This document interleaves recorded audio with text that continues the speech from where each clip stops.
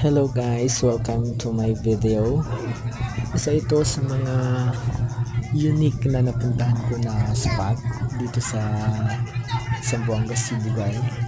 Sa Kabasalan po siya. Under management po siya ng government ko. Ang nakaka-unique po sa kanya is hot spring po siya.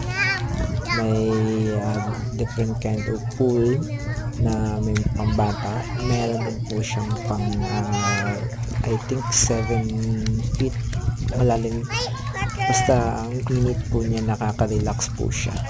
Marami din po silang cottages na depende sa klaseng. May mga 300 ata or 350 yung cottages nila.